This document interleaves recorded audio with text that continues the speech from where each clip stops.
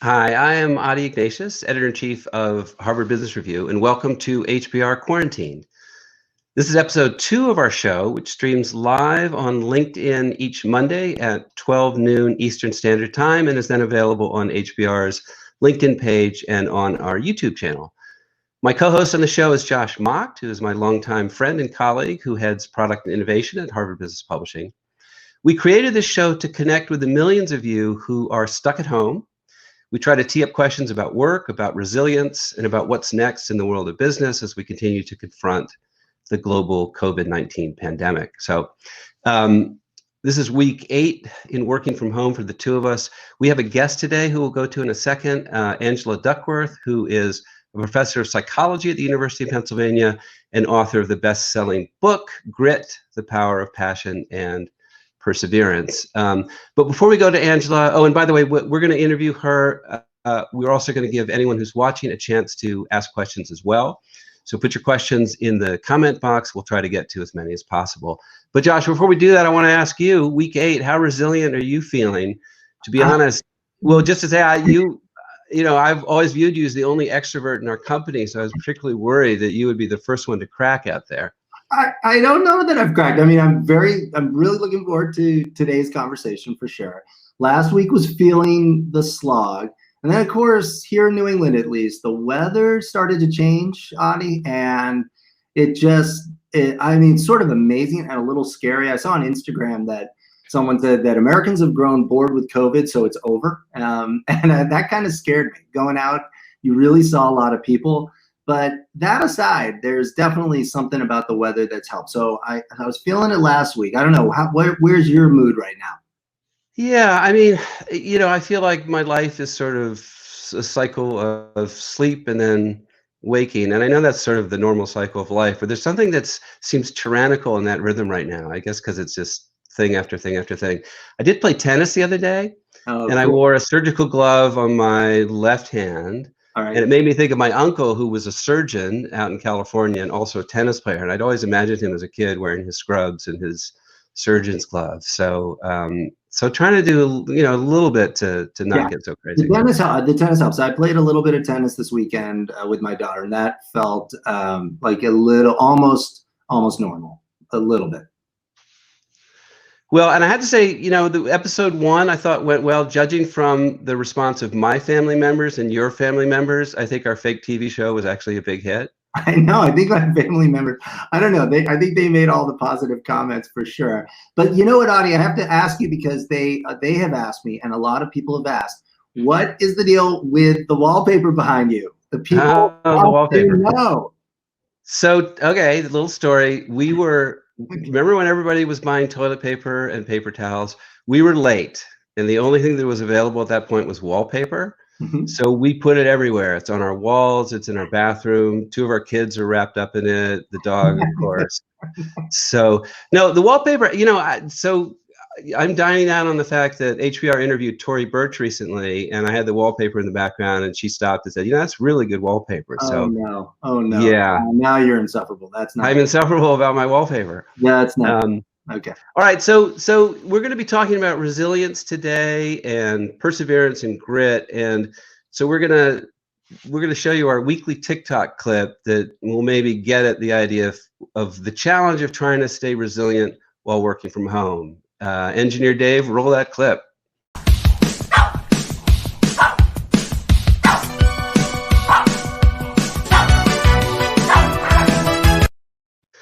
So that is HBR has a TikTok page, has a TikTok account. That's our own Paige Cohen, who is trying to show how she's trying to make it through her week 8. So let's go to our special guest. I had to look around and see when that dog yipping. I had to see if my dog. I had like post-traumatic. I was like, is that my dog? Thankfully, it wasn't. Though. So week 8, you haven't eaten the dog. That's good. You haven't cracked. Yeah.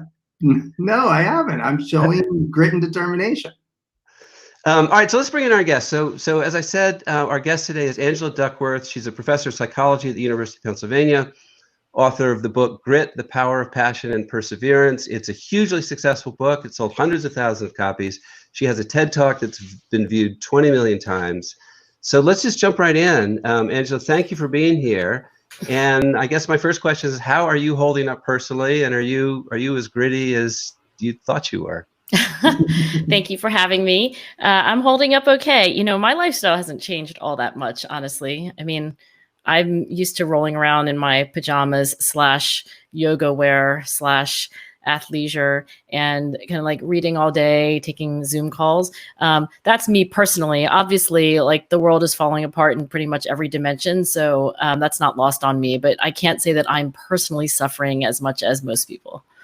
Oh, that's good. That's really good. But you know, I'm curious, Angela, because there's no question that I think a lot of people, well, there's just a slew of mental health issues that are obviously coming up for folks that we read about, and I think we all feel. I'm curious from your point of view, you know, the whole notion of perseverance, which is core to your ideas. How are you rethinking that in light of, you know, what we're living through right now? It's a timely question. I don't know that the current crisis makes me rethink things in a fundamental way. I think the psychology of resilience and, you know, how the body and mind deal with adversity, you know, the principles that, you know, not only myself, but lots of scientists have been working on for years, I think they're playing out the way we think they would. So when you experience an adversity, a challenge that's threatening, so not a good thing, but a bad thing that's new, that could do you harm, you know, you have a kind of a response, which is partly your body. You know, we all feel stressed. I mean, you can feel it, you know, your sleep is disrupted, you know, in the acute periods, it's like you can feel like sort of muscular tension, you know, your heart rate might be elevated. Yeah. Your mind gets focused on threats. I mean, you keep thinking about them. That's actually, I think, the thing to know, and maybe here's where psychological science can help. Like, this is not a bad response to adversity. It's part of resilience, is to actually have all of those reactions. I think what's important is, like, how do you like manage them? In a way, how do you optimize them? And also, how do you make sure that you learn something in all of this? I think that's the other big lesson, is that, like, if you don't learn something in this crisis, then you weren't paying attention. Yeah, for sure. It's exhausting too, having all those emotions. It is exhausting, especially though, I think, if you have this secondary response, which is, oh my gosh, I shouldn't be having those emotions, or like, I don't want to feel these emotions. I think actually you double the work when you layer upon the stress response, like a meta response, which is that you're not supposed to have the stress response. You're supposed to have the stress. You are supposed to be stressed right now. If you're not stressed, you're not alive. Okay, so I mean, your whole story is about resilience. I mean, your whole research is about resilience. I mean, this is a big moment. This isn't a sort of minor, you know, setback that a few of us are facing that we'll bounce back from. This is a kind of, you know, once every century sort of event. You know, you think of world wars, you think of depressions, you think of pandemics, things that shape entire generations. So I guess, you know, based on your research and your understanding of human nature and our ability to bounce back, how is COVID-19 likely to shape the generation that's coming of age now in terms of their expectations and their resilience? You know, I just finished teaching a class for undergraduates called Grit Lab, which I launched this semester, not knowing, by the way, of course, that we were going to be in the middle of a pandemic in the middle of my class. But I said to my own students, you're living through history. And there is an opportunity here, if you think about the stories that you want to tell your grandchildren about the pandemic of 2020 and how you managed it. You know, you might tell a story that begins with, like, well, at first I was just totally sideswiped. I, you know, couldn't get my life together. Like, all my routines fell. I wasn't myself. I'm not proud of that. But here's what I'm really proud of, which is how I responded and how I learned and grew through these weeks. And I think that's actually what Viktor Frankl, who of course wrote Man's Search for Meaning, about his experience in concentration camps, said that, you know, this is one of the major ways that we achieve meaning in life, is our response to adversity. And that turns this narrative into an opportunity to demonstrate and to develop character. That's interesting. So, Angela, I wonder if you want to talk about or have followed this woman who all of a sudden became a Twitter sensation because she basically went online and said, I've had enough. I'm not going to be homeschooling or teaching my first grader these math worksheets, and all of a sudden it erupts. Now, so she quits. She essentially, which seems to be sort of saying not what you're saying. She says, I'm not doing it anymore. And the world applauds. Interesting coda is that she ends up later that day announcing that she has a Guggenheim for a book on resilience. But I'm just curious, what about that emotion of, wait, no more? How do you fit that into the narrative here? When a working professional, in this case, a very accomplished scientist says like, no, I am not going to be spending 6 hours a day sitting next to my first grader on video calls in distance learning, you could say that's a failure of resilience. I don't think it is. And I think to understand why some things look like they're failures, but they're not, you have to understand the nature of goals. What a goal is nothing more and nothing less than a desired future state. Right. And these can be really specific, trivial goals, like I have a goal of being on this, video conversation because it's important to me to communicate a little bit about my science. Okay, when I said that goal, like it's a goal to be on this video conversation, and then I said because it's important to me to communicate about the psychology of resilience, that's a higher level goal. And human beings have goals that are nested in hierarchies, like you can imagine visually a pyramid. And I don't know this scientist personally, but I imagine that there is a higher level goal that is more important than be on this video first grade class. Maybe the higher level goal is, make sure my kid develops into a great person. And when you understand that people have hierarchies of goals, then you can understand that when they disengage or quit on a goal, it may be because there's a higher level goal that is better served by some alternative means. So maybe she's like letting her kid do something else that's better with their time. And maybe she has even higher level goals, like keep my family and my sanity intact. And anyway, I could discern a little bit of that in what I saw from this narrative on Twitter. And I think when we understand that goals are hierarchical, it also gives us permission to disengage from goals that are not serving our higher level purpose. Yeah, you can tell what you're saying. A little bit liberating, and it feels like that's what she tapped into. I think so. Everyone collectively wanted to say enough with this. Let's focus on what really matters. Exactly. And when you phrase like what really matters, you're implicitly talking about the higher level goals, right? Like, so I completely agree with that. Yeah.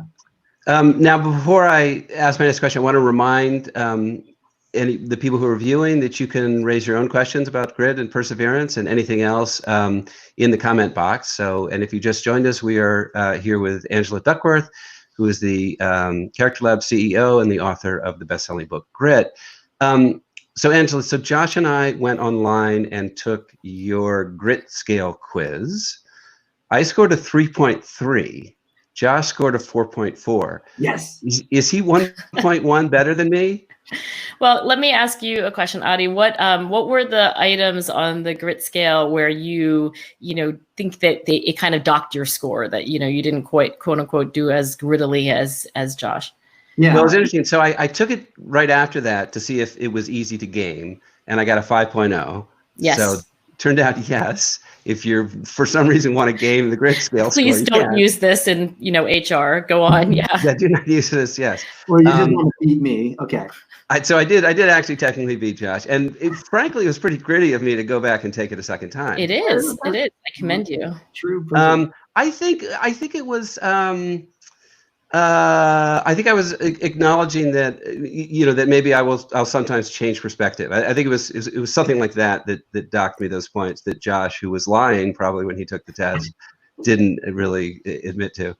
So I'll let you in on a little secret. It's not a secret, but it may not be well known. So I developed the grit scale in my first year, I think, of graduate school, and the questions on the grit scale that are about passion are, the product of a first year graduate student. So what I was really trying to get at was, having some consistent higher level goal or focus that gives meaning and purpose to everything else you do. So for example, okay, I'm a psychologist and I have experienced the entire pandemic as a psychologist. Everything to me, I'm interpreting, trying to understand like what people are really motivated by, how our attention might be biased, et cetera.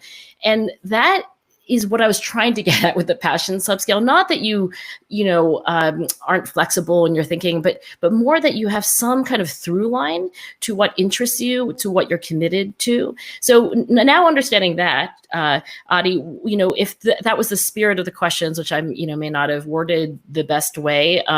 Do you feel like you have that kind of consistency of passion, that you love what you do, and that in a way you can see the world through this this lens that is somewhat consistent over time? Yeah, well, when I find it, you can't take me off it. When I find something and I am devoted to it, you cannot take me off it. It just bothered me that there was some rating that Josh was 1.1. Well, we don't have to spend forever on this, but I'll tell you. So Adi and I have been playing tennis forever. And I will, it's amazing. So, and we're pretty evenly matched, but we're competitive, as you can see, about everything, including the grit scale. And if he ever goes down by a game or two, this guy has like a crazy determination. Like it's just the will, and you feel it. So there's definitely. I've coined a term for it. I call it grit. Well, I think it is part of grit. Absolutely. By the way, we're talking about resilience. That's completely appropriate given the pandemic. But there is another half of grit, which is this passion piece, right? Like loving what you do is not the same thing as resilience. Being so captivated by it that you think about it after 5 and before 9 and on the weekends and the like. So that's not just resilience when I say grit. But let's talk about this response that you have. I actually think the phrase that comes to my mind is it's the "I'll show you" response. It's like when somebody tells you that you can't win, or that you shouldn't apply for this thing, or the odds are against you, or like you lose the match. Like it's this kind of like fiery, fist clenched kind of like "I'll show you" response that I remember reading Michelle Obama's autobiography, I guess her memoir recently, and she had the "I'll show you" response. And I was like, yeah, go girl. Like there's so many grit paragons for whom that is a visceral, reflexive response to being told you can't do this. Mm-hmm. So we've got some questions coming in from the audience. So I'm going to just go to some of those now. They're a bunch. So here's Katie from New York, who is asking Angela, how do you keep going when you feel like you have exhausted your resilience? How do you pick it up? I think this question is related to the experience of burnout that honestly, I think most of us have experienced in some way, shape, or form, maybe not for an extended period of time, but the phrase burnout actually is, really illuminating as to what it is really, because the experience of burnout is this feeling like you have, given like 11 out of 10, if you will, like, and that you're getting back very little, but so you can't keep going. And it is characterized by a state of exhaustion, a sense of helplessness, and then also sometimes this feeling of like being what's called depersonalized, like not connected to the people that you usually feel connected to in your work in particular. And my suggestion is, first of all, burnout is a real thing. It's not a figment of your imagination. Like I said, most of us have experienced this. And then if you understand that the experience comes from some perception that you're giving it everything and you're getting back almost nothing, then you have to change either the numerator or the denominator there, right? Like you might actually have to work less. You might have to actually give less, or you might need to have some way to get back more. So I'll stop there because I know there are other questions, but I think burnout is real. I think that it's the understanding in your head that like you're giving everything, you're not getting back very much, and you got to change either how much you're giving or how much you're getting back. Yeah, that's a real feeling of diminishing returns that I think a lot of people get to, and you're right, like taking the foot off the gas and just finding ways to shift into something else. I think that's really good advice. And if life really is a marathon, which I think it is, and not a sprint, then like that's what the highest performers do. They're not grinding 24/7. Right. They don't overtrain. Right. So we have a question from Ramola in Johannesburg. The question is, how can I discuss resilience with my team virtually given the circumstances? But I want to expand that a little. You wrote an article, Angela, in 2018 for Harvard Business Review with Tom Lee on organizational grit. So maybe the question to take is, what's the secret to creating a culture in which an institution collectively has this sense of drive and perseverance? When I wrote that article, with full disclosure, my cousin Tom, who made me write the article because he's my cousin. We knew. So he was like, "You're going to write this article, and I'm your cousin, so you're going to say yes." But it was a lot of fun, and it helped me articulate what I think is true, which is that if you look at a gritty individual, they have a very aerodynamic hierarchy of goals. Like what they do, during the day, these low-level goals, they kind of, match up really nicely with mid-level goals and an ultimate top level. Like I know what I'm doing. It's all part of kind of a, an aligned goal hierarchy where like, this is who I am. Now that's also true at the macro level. When you think of an organization, a great organization, whether it's a private sector company or a nonprofit or a government, they have a clarity about what their mission is. And this is why I think companies have mission statements. And then they have strategic plans that get you to that mission. And then they have like tactical objectives, like, KPIs, et cetera. And I think if you want to maintain or even build that kind of, clarity during a crisis like COVID. I know you've recently spoken to Tory Burch, and I remember having a conversation with her about grit a couple of years ago. And, I asked like, how often as a leader do you have to, remind people of like what the mission is and how the strategy lines up to the mission and how the KPIs line up to just like every day, like every few hours. So I think maybe one of the big lessons is that in addition to being a great role model, and in addition to having that clarity in the first place, really appreciating that in a way, motivation for an organization is like a half-filled helium balloon. You got to keep batting it back up in the air. Don't be so naive as to think that like, well, you had the annual meeting or you even had like the weekly phone call. I think people need constant reminding of like how their part fits into the greater whole. Right. Yeah. Now here's a question. This is, I guess, a pushback a little bit. This is from Tina from Melville, New York, who asks, isn't it healthy not to be gritty all the time? That perhaps balance is the key to a healthy and wholesome life? So I'm going to agree that balance is the key to a happy and wholesome life. I think I'm going to give you my response, but you're also probably going to roll your eyes. So my response is that, I don't think grit is grinding like all the time, right? Like I hope I'm gritty. I try to be gritty and I like grit. So what do I do? Like I slept late today. Like I went for a run yesterday, socially distanced with the mask on and all that. But I don't think that the word grit sounds like masochistic. But really all it is trying to be committed to things in the long run and to work toward them. But if it really is a long run, that means that there's got to be balance. There's got to be forgiveness. There's got to be self-compassion. There's got to be sleeping late occasionally. And I think that's the message. So the John Wayne kind of like true grit, like it's not about punishing yourself. It's maybe not the right sounding word. But one thing it also is about, as you say, having direction and purpose and knowing where you're going. I just find right now with so much uncertainty, and you've got to believe all have a lot of anxiety, or at least some low level of anxiety. How do you kind of create that direction and purpose when you're thinking, where does all this go? Yeah, I'm gonna, before I give you a solution, let me just say, like that feeling of like, whoa, like for so many people also, given the current economic situation, what they do for a living, like they literally can't do. Right. So, yesterday I was talking to a restaurateur in Philadelphia named Mark Vetri. He's on the board of my nonprofit. And, for somebody for whom like their top level goal is to like, help the world through food or like, like run the world's greatest restaurant, like you really want to stop and just say like, hey, that must be like really difficult. It's different for like professors or writers or journalists who can kind of pivot in a less, dramatic way and still be useful. So I want to just pause and say, like, I think it's really hard to have a top level goal and then not be able to work toward it in the way that you're used to. And then the next thing I'll say, after fully acknowledging how, challenging that is, especially for really gritty people, I think that if you ask the question like, okay, given the uncertainty, given that we don't know what the end date is for all this, if I really think about my top level goal, it's probably something very abstract. And that's generally true. So for my top level goal, it's use psychological science to help kids thrive.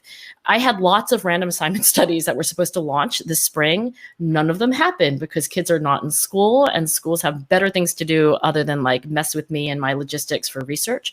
So the question is like, okay, if that's my top level goal and my immediate, strategy is thwarted, then like, how creative can I be? And that's part of the reason why I'm doing, video conversations like this, and frankly, a lot with parents and teachers, because I'm trying to find alternative means. And honestly, some restaurateurs are doing similar things. Like they're trying to like help the world through food, and they can't do it through their in-person restaurant. So not only are they doing takeout, they're, cooking and feeding healthcare workers, or they're, doing videos on Facebook to like teach people how to cook. So I would say that having real clarity about the abstract mission statement for your life is empowering, because even in a time like this where, 9 out of 10 doors are closed to you, there might be one that you didn't even think of before that enables you to keep working toward that mission. Mm-hmm.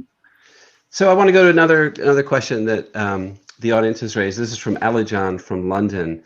And it's really, it's going back to the topic of children. How do we make sure our kids develop grit? I mean, there's some kids who are born, just the moment they're born, it's clear who they are and what they want to do and what their passions are. And there are others who are late bloomers, or who are, hardworking and smart, but don't have that sort of passion thing to drive them that you talk about. So how do we help our kids find all of that?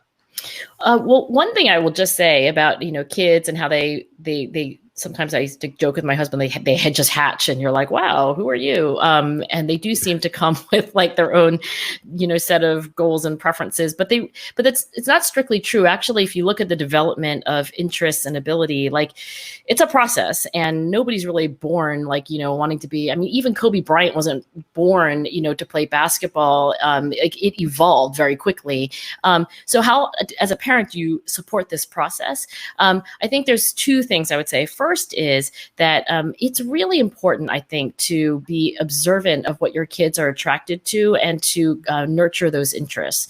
And I think for those listeners who are privileged and able to like afford their kids of like lots of like, that's great. And it's certainly not true of most kids and most families. But yeah, if you notice, as I did, that my daughter, Lucy, when she was younger, she just was like weirdly reading cookbooks. And I mean, that's kind of weird, right? Like, why are you reading a cookbook when you're 8? And she'd have all these like YouTube videos like up on the iPad after I got it back, and they would be like, how to make like unicorn cupcakes, etc. As a parent, you observe that, and then you encourage it, and you create opportunities for them to get kind of go deeper. But the second thing I would just say is that, the whole experience of childhood is basically a trial and error, discovery and development of interest. So one thing I see privileged parents do too much is like kind of narrow the corridor. Like it's like, oh, you've played soccer for 3 years, and now like I've got the whole rest of your life mapped out, and it's all soccer. And really what kids need is the freedom to be able to detach from things. And you're like, oh, I don't want to bake anymore. I want to do soccer. It's like, I don't want to do soccer anymore. I'm going to try writing. And I think this experience of trial and error sampling should, helps, help kids actually eventually specialize. But in science, we would call it sampling before specialization. And when you look developmentally at world-class performers, they tend to have sampled before they specialized. So we're going to go into our weekly segment called Here Today or Here to Stay. And Angela, you can play along if you want to, but really just to talk about a phenomenon that has dominated our lives in these past couple of months. Is it just temporary? Is it going to stick around? So, all right, so Zoom connections. We're all on Zoom or WebEx or whatever platform, talking to friends, talking to family, talking remotely to the office. We have our nightly quarantini calls with our loved ones. So the question is that here to stay or not? I'm guessing maybe not. It's wonderful. It's also exhausting. It's particularly exhausting at the end of a long day. we've learned scientifically it is actually exhausting, that when you're physically with people, you can sort of look away, and there are various sort of body language paradigms you can adopt. You are sort of required to look right at the camera to show that you're paying attention here. It is literally exhausting. So I have a feeling, as nice as this has been, as nice as it's been that we've had a way to connect during the quarantine, I think this is not here to stay. Josh? So I think, I mean, I kind of get what you're saying, but I think at least what I'm finding is that it is nice to be connected to people in ways that I hadn't been in the past. So, you know, I get what you're saying. If I'm able to see, you know, and spend more time with my mother in person, maybe then you don't need as many Zoom calls or FaceTime. But I feel like wanting to keep those connections is going to be really, really important. And I think using that technology is actually going to stick around more than we might imagine right now. Angela, here today or here to stay? Yeah, tiebreaker. I think it's here to stay, maybe more for work, and then I would imagine we're going to go back to wanting to actually like touch and hug and clink glasses with people socially. So I think the Zoom cocktail party is not going to last, but I think the Zoom conference meeting with your colleagues in Louisiana will stay. Well, so you did a really good job of kind of agreeing with both of us, I think. And of course, but we can't live with that. Oh, is this just a binary? Like this is you have to choose one or the other? Oh, it's that kind of thing. Then I'm going to say that it won't last forever. Well, there you have it. Well, he's not as gritty as I am, so I think it's obvious trying to make his ego feel better, and I think the audience will. So Angela Duckworth, thank you for being with us. Thank you. This is episode 2 of HBR Quarantine. Josh, you want to take it out? Sure. I want to say thank you so much to our guest and to Audie and to all the people who make this show possible. Scott LaPierre, our senior producer, Dave DeLilio, our broadcast director, Karen Player, Enrico Cribbs, our design, and Kelsey Grippenstraw, Emily Golison for audience engagement. Our co-producers, Andy Robinson, Ellie Honan, Dustin Brady, and of course, our great theme music from Holy Fang Studios and Oliver Ignatius. I also want to say, please come back next week. We're going to have Ariana Huffington on. We're going to have a wide-ranging conversation, probably a lot about sleep. I've seen somewhere someone said that if you are having a good night's sleep now, you're probably a sociopath. I don't know if that's exactly true. We'll probably ask her that. We're going to ask her about all those wacky dreams you're having too, or at least I want to push on that one. So really looking forward to it. Hope you enjoyed this show. Looking forward to seeing you all next week. See you next week.